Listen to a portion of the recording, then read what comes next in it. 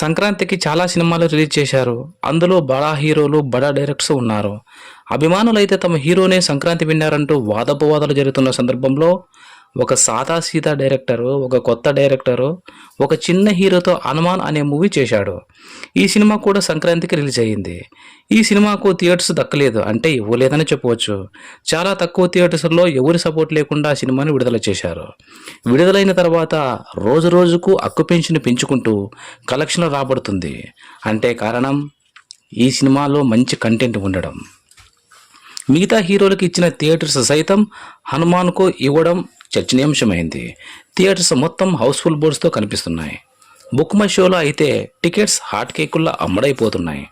దానికి కారణం సినిమాలో మంచి కంటెంట్ ఉండడం. డివోషనల్గా సంబంధించి హనుమాన్ను చాలా ఎగ్జైటింగ్గా చూపించడం. ఈ సినిమా మొదట్లో తక్కువ థియేటర్స్లో విడుదల చేశారు, కానీ ఇప్పుడు 2500 థియేటర్స్లో రన్నింగ్లో ఉంది. ఈ సినిమా ఇప్పటి వరకు 2 తెలుగు రాష్ట్రాల్లో 39 కోట్ల షేర్ని, 70 కోట్ల గ్రాస్ని రాబట్టింది. హిందీలో అయితే 15 కోట్ల షేర్ని, 24 కోట్ల గ్రాస్ని రాబట్టి ఓవర్సీస్లో 1 మిలియన్ మార్కుని దాటేసి 2 మిలియన్ మార్క్ వైపు పరుగులు తీస్తుంది.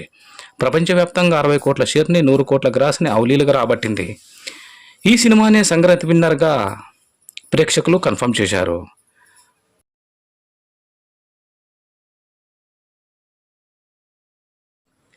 ఈ సినిమా డైరెక్టర్ ప్రశాంత్ వర్మ ఒక కొత్త డైరెక్టర్, ఒక కొత్త హీరోతో ఎటువంటి సపోర్ట్ లేకుండా హిట్ కొట్టారు.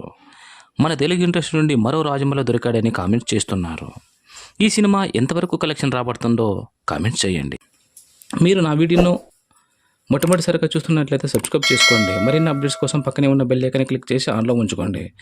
నా వీడియోను చివరి వరకు చూసినందుకు ప్రత్యేకంగా ధన్యవాదాలు.